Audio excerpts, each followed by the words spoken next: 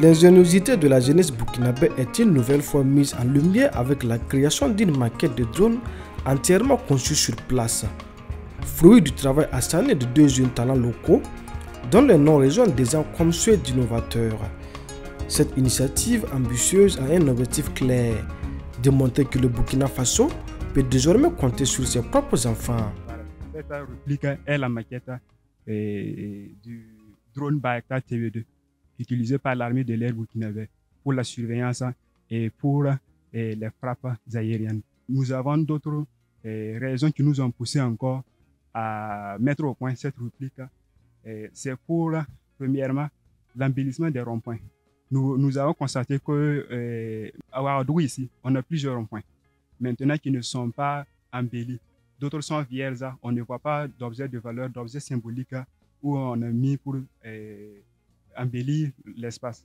Si nous concevons ce genre de réplique, nous pouvons proposer pour les espaces qui ne sont vierges, comme les ronds-points, ou d'autres espaces publics où on peut mettre et embellir.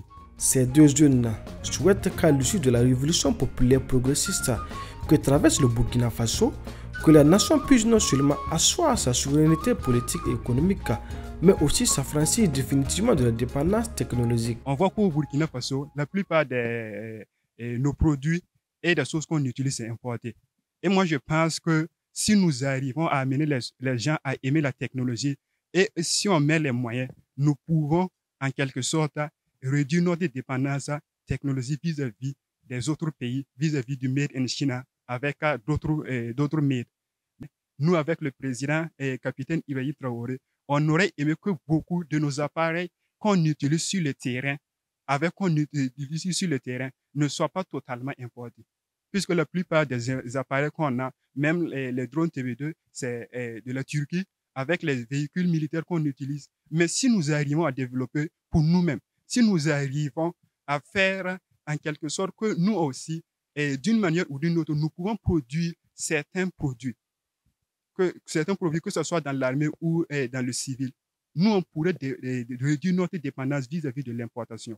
À la fin de cette révolution que nous menons, la révolution populaire et progressiste, là, que nous puissions aussi nous affranchir de la dépendance technologique. Mais leur ambition ne s'arrête pas là.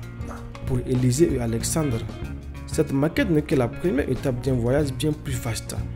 Ils croient fermement qu'un jour, leurs génies et leur travail acharné permettront de transformer ce prototype en un véritable drone opérationnel capable de prendre son envol dans le ciel burkinabé.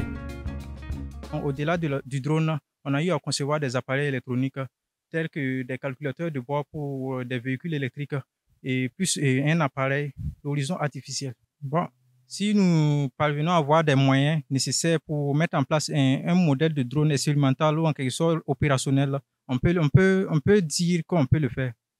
Et parce que ce qu'on a eu à se former depuis il y a 6 ans aujourd'hui, il y a eu des temps qu'on a fait des essais, qu'on a parvenu à faire voler des petits appareils, des drones.